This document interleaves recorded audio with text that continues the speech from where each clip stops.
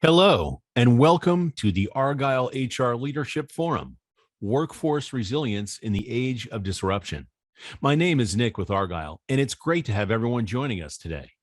I have some important information to share with you, and then we'll turn the floor over to our esteemed opening keynote speaker. We also welcome you to stay socially connected during today's event. For those of you who are active on social media, please use the hashtag Argyle Digital and follow us. Also, be sure to follow Argyle on LinkedIn for special announcements. I would like to take a moment to touch on our content neutrality policy, which we have curated based on the feedback we have received over the years from our members. We have worked closely with our speaking faculty to ensure that you receive a set of balanced and neutral viewpoints during the session today. We appreciate our members' support of this policy. Finally, and most importantly, we want to hear from you. So during each session, we encourage you to submit your questions and comments in the Q&A box on your screen. Following each presentation, we have set aside time for our speakers to weigh in on your questions. Thank you again for joining us today. Now, let's get started. Without further ado, I would like to introduce David Scott, Executive Vice President, Chief People and Administration Officer, ADT. We are excited to have David with us for his opening keynote presentation titled Workforce Disruption, Applying HR Technology to Win Talent. Welcome, David. Over to you. Thanks so much, Nick. And I am so excited to lead off this time together as we as HR professionals get a chance to talk about workforce disruption. Certainly, there's nothing out there right now that's as disruptive to the workforce as the advances that we're seeing in HR technology. And I can't wait to kick off a few places that I'm seeing that happen. But let's start off with the original kind of HR technology. Go back to Hal from 2001 Space Odyssey as he welcomes me to the show. For those of you that don't know this, it's certainly worth going out and taking a look at the way technology took over in that movie. And certainly the way we're seeing technology take over right now within HR. For a brief history of where technology has been over the last few years, let's start off with what we've seen happen in our own space. Certainly the caveman activities back in 1987, before we saw any real support of HR technology that was out there. In 1987, we saw our first client server-based technology come out. That's really just a short time ago to think about the way that time has changed. And then that evolution has moved on from kind of a best of breed approach where we all kind of got out there and purchased as much as we possibly could, looking for those point solutions that could solve our individual problems. Now we've really been diving deep into this best of suite space where we've looked for a single solution that would combine all of our capabilities and our data into one application. And now really the conversation is about how do we move this into the cloud most effectively so that you have access no matter where you're at to that data, whether that's at your desktop, whether it's on your phone, whether it's over various servers, right? That has been the transition, but enough about where we've been. Let's talk about where you've probably been, which is Excel, right? Nowhere in that previous slide did we talk about Excel being our core HR system, but man, I talked to a lot of my peers where this seems like where we're doing all of our work. What we really want to be talking about is where we're going. From an HR technology perspective, we're talking about things like employee experience, really focusing on the horizontal from join to departure. How are we impacting our team members' experience through the right services and technology? Things like journeys and overlays, and how do we ensure the connectivity across multiple systems and the connectivity of our data across multiple systems. And then, can't get into a conversation. We've made it almost 5 minutes without talking about generative AI and chat GPT and all of the impacts of some of this technology. And then ultimately getting to the point where we're discussing how is AI and ML going to affect our decision-making on a regular basis. So this is the conversations that are occurring right now. And as a chief people officer, where I spend a lot of my time understanding what the impact of technology is on our business moving forward. Now, I do want to spend a couple of minutes and talk about trends that I'm seeing in the industry and trends that other experts are seeing in the industry. And even more exciting is that we want to touch on where you can actually see this live today and various offerings that some of the vendor community is making happen. Now, as was mentioned by Nick earlier, we're going to do our best to keep this as a vendor neutral conversation, but I do want to highlight a few places, not as the expert, but certainly as a place that you could go out right now and see some of this technology in play. So the 10 trends that I'm watching right now are: how do we solve problems across the life cycle of our team members?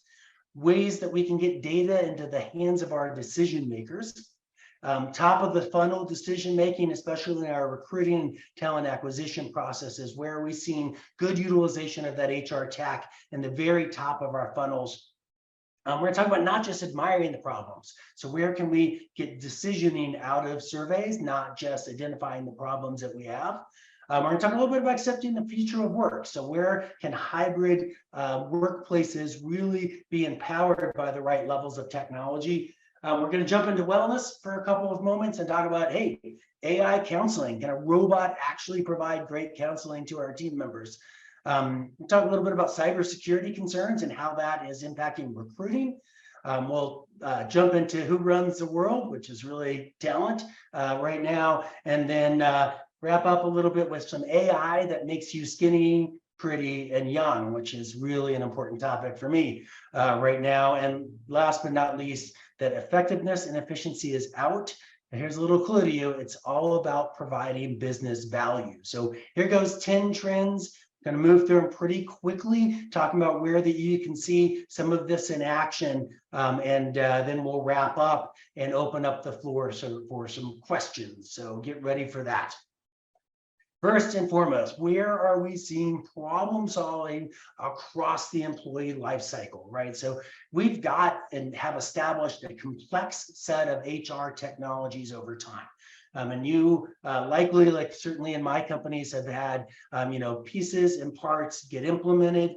You can certainly tell as a team member that when you're changing from one system to another, and whether that's going from core HR to talent, or going to recruiting, or going to your payroll program.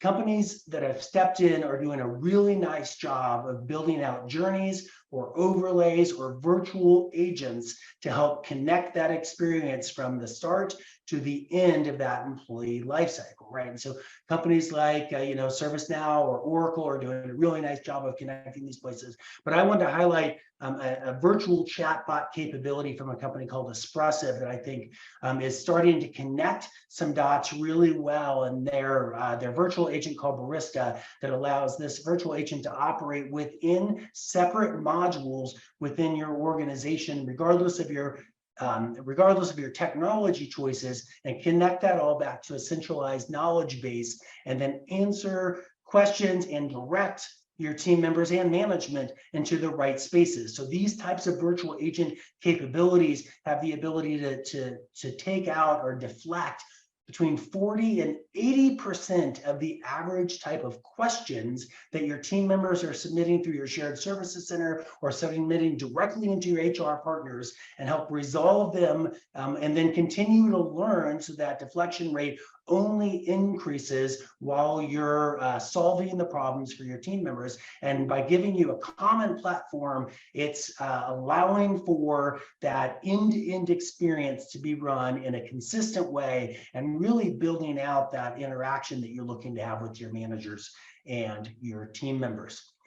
Next, we're going to talk a little bit about putting that data in the hands of decision makers, and even better, driving some augmented analysis for you using AI to highlight these trends. So, most of our systems right now are collecting a ton of data, and really good teams are putting that into simplified dashboards and providing that direct to the decision makers. But few have really made that jump to also providing live insights or giving giving the ability for our decision makers to interact with the data by asking simple questions or driving to simple results. So the next stage that we're watching occur in this data lake or data and decision-making capabilities is about the AI helping to uncover meaningful insights for you and bring them up to a decision maker so they're able to ask simplified questions like, how is my female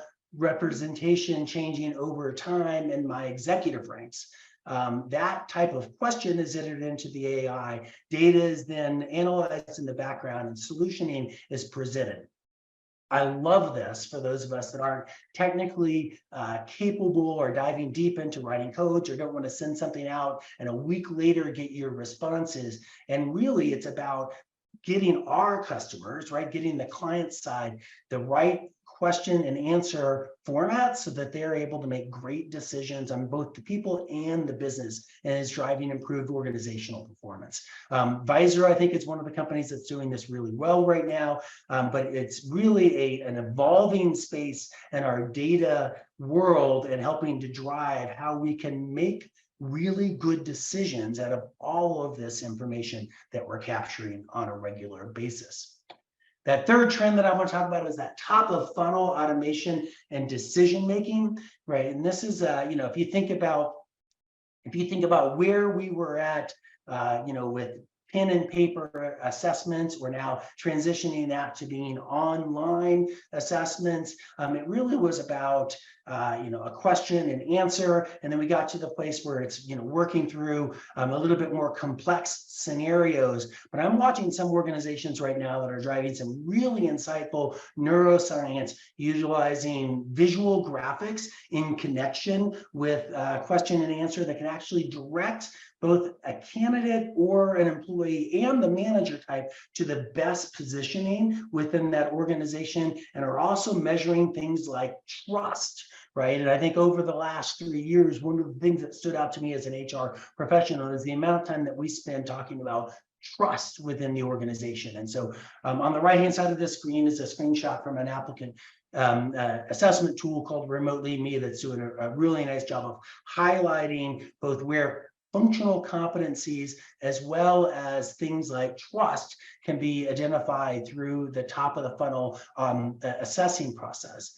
In addition, we're looking at capabilities that are being built out where you can actually capture information from LinkedIn, and within, as it says on the slides, 30 seconds, having an AI generated email, LinkedIn, or phone message that is specific to that candidate is highlighting their skills and interests and experiences that are pulled directly from the download within LinkedIn, and then focusing that message on ways that can improve a response generated to that person. So every single message is personalized, and even better, it's written in the native language of the individual that you're communicating with. Right. And so if you think about, and I certainly know in my experiences, these applicant tracking systems that we're building out so many profiles or specific templates in the way that we're communicating, imagine a world where those templates are effectively gone and every one of your messages is personalized to the recipient in a way that causes them to respond best. This is huge when we think about, generative AI being used beyond just the ability to write interview questions or write job descriptions, or, for my 17-year-old write his history paper. That's not the direction this is going. It's about personalization and about individual communications that are driving response rates. And that's really exciting to watch occur within the market.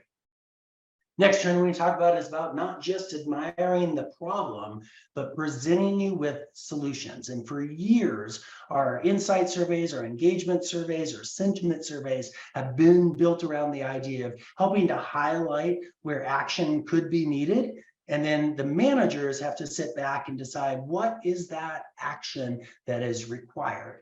And I am really excited about some of the surveys that are out there right now that are not just presenting the problem over and over again, but helping us drive to really thoughtful solutions. And one of the things that we're seeing in this space right now is borrowing a tool that's been utilized in product research for years, which is called a conjoint analysis. And it allows you to really compare company one and company two, or two different scenarios as the survey taker, and say this scenario or that scenario is what I prefer, right? Or across multiple scenarios, this is what I'd be willing to choose as the number one, and this is what I'd be willing to choose as the last of those two. And then the system, through a series of questions, helps you to get down to a specific, sometimes price point, sometimes benefit package offering, right? To where you're really presented not just with one option, but based off of segmentation and cohort analysis, what would be the best packaging to present to certain types of team members within your organization. A lot of folks are using this conjoint analysis tool right now. Qualtrics is one that I've been exposed to that I think does a really nice job. We know that they're great at providing simplified survey capabilities.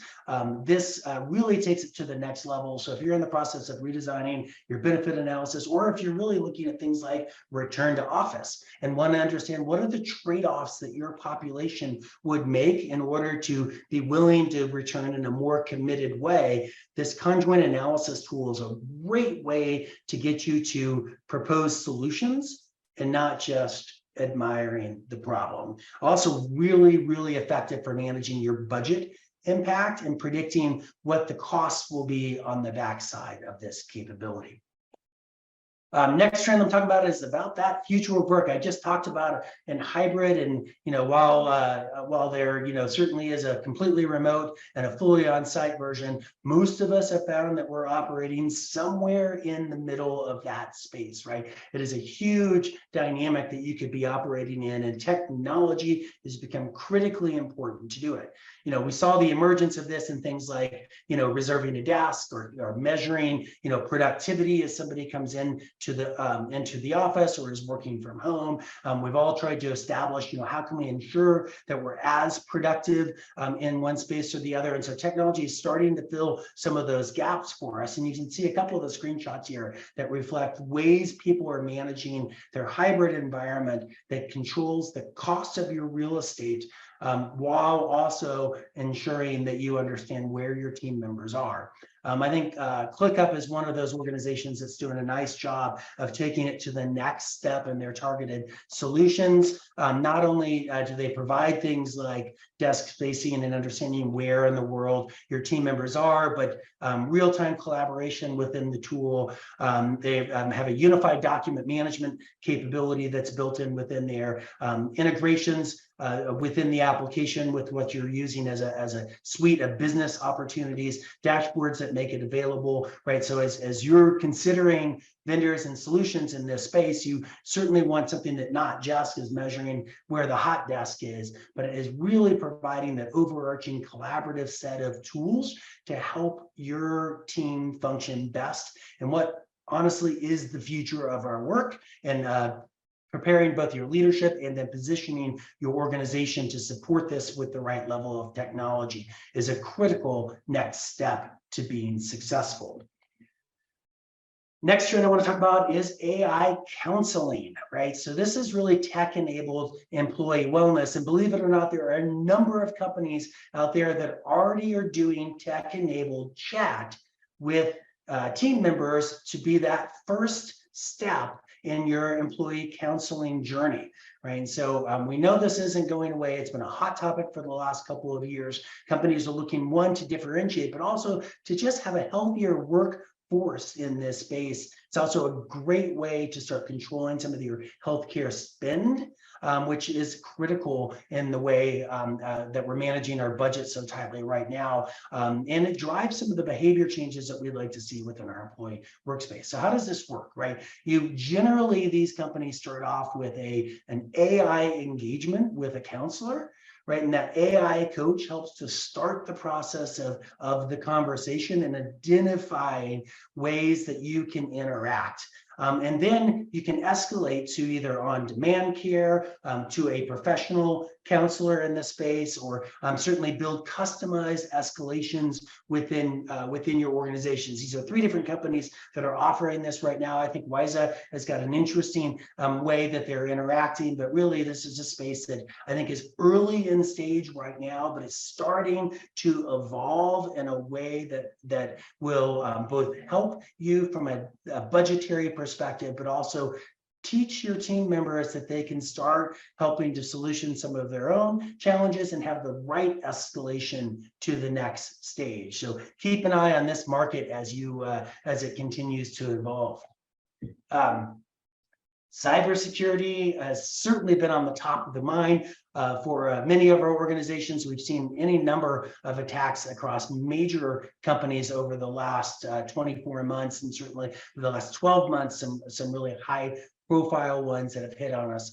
And I want to bring this to a call out for recruiting specifically right now. You know, LinkedIn's got 750 million resumes that are within that. And while we'd like to trust that everything is completely accurate and honest, they're not always there. Bad actors has realized that they could duplicate individual profiles and actually have really convincing information that is out there. Our recruiters are doing an amazing job sourcing. They get in contact with one of these bad actors via the tool, and then request some information, typically a resume, that gets sent over. And in that message, as soon as you click on the attachment, the attack is started, right? So this is going from kind of phishing to spear phishing. They're really detailed, really small attacks and opening up small openings. And so this PDQ app is, I think, one of the interesting technologies I've seen out there that's helping to identify suspicious profiles within LinkedIn, looking at the broadness of the data that's available, looking for duplications of employment history, duplications of name, and then we'll identify it on screen for you so that you can see, your recruiters can see that they may not want to be in contact with that applicant, right? Big space, I think, that we're going to continue to see involvement in, but it's all about making sure that all of our team members are protecting the border and not allowing bad actors inside our environment.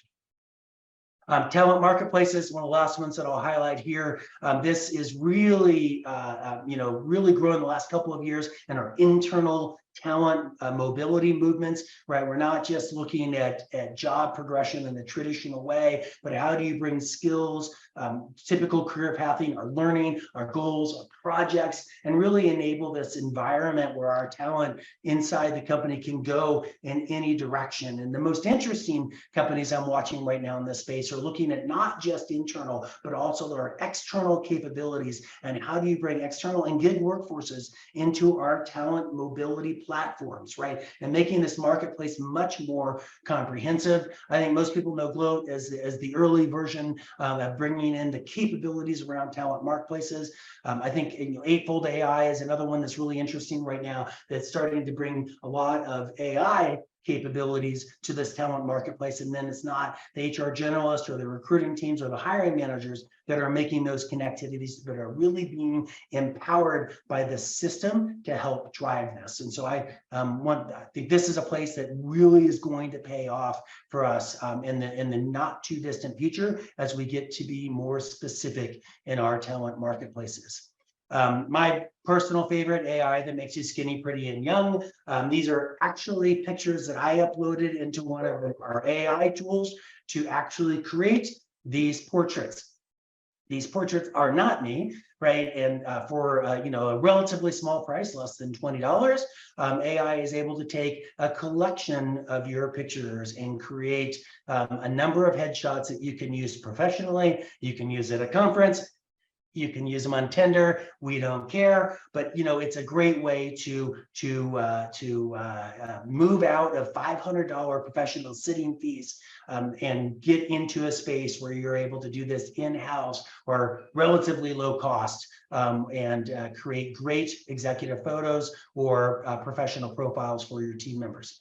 Finally, want to just brief call out here, efficiency and effectiveness, if that's what you're still talking to your leadership team about, that is out, right? This isn't about just reducing your budget, because quite frankly, that's a race to the end, right? We need to provide business value, and that choice is up to you. As this slide highlights, it is a $12 billion marketplace right now. Lots of vendors every day are calling you, wanting you to buy the right volume. Investors are investing in HR tech. It's one of the largest venture capitalists based out there, which means that there's a lot of choices and hard choices to make. So before the CFO gives you the checkbook, which we know never really happens, before you start to spend money, you need to understand that this is a crowded and evolving work area. What are the business outcomes and business values that you're looking to drive as an HR professional? Identify that, build out a really strong curated HR technology map so that you understand where you're at and where you're going. Think about not just your budget implications, but the management focus to drive change in your organization is really the biggest limiter that you have out there, because your organization can only absorb so much change.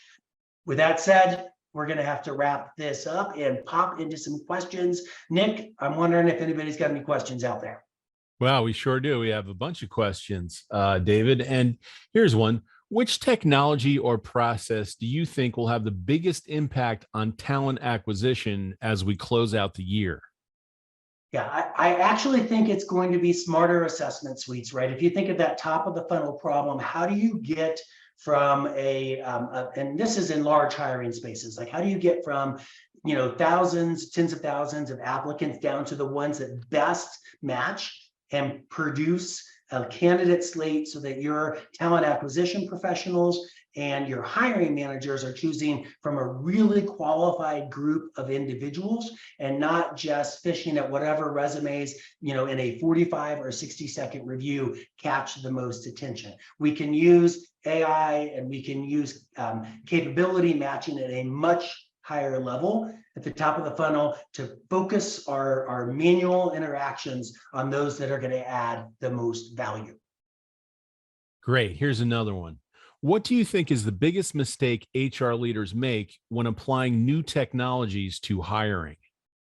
Yeah, I think one of the biggest mistakes goes back to this idea of not knowing where you're going and falling in love with a product, right? And all of a sudden you've got a solution that's looking for a problem versus identifying those challenges that are up front and really thinking through the entire lifecycle suite, right? We saw in this kind of best of breed time period where we were, purchasing tools that solved a great point solution, but didn't connect the dots. So think of that entire applicant life cycle and then employee life cycle, and then make sure you're able to pull the thread all the way through the process.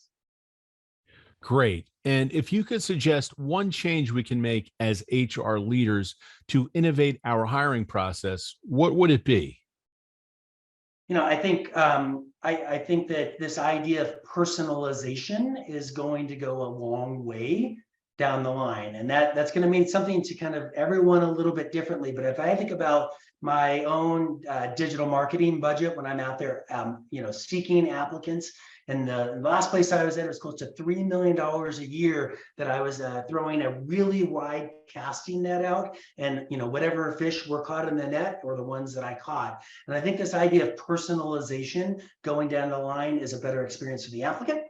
It's certainly a better experience for the company and should provide a better result. Great. And I think we have time for one more question. And here it is. Are large companies actively and effectively currently using AI in the recruiting process? I think the short answer to that is no. We're all in the middle of developing AI practices and policies. We're all trying to understand how do we use this without making our information public. I think we're trying to, certainly look at the transparency of our AI and ensure that we're not creating bias within the systems And those are major problems that we're working through. So the idea of writing a job description or designing interview questions or using some basic information is starting to evolve. But in the next 12 months, I think it's really going to open up to a solution provider that understands how a talent acquisition or an HR team thinks to build that end-to-end product that makes a huge difference. So I'm excited to see how our technology providers are going to lean in and how we as the client to them can provide insightful information around the way our processes work to actually drive a better solution. That is a math problem that can be solved, and I'm quite sure that we're going to get there and solve it. Great. Well, thank you again, David, for an excellent keynote. And I want to thank everyone else for joining us today. This session, along with all of today's content, will be available on demand following the event.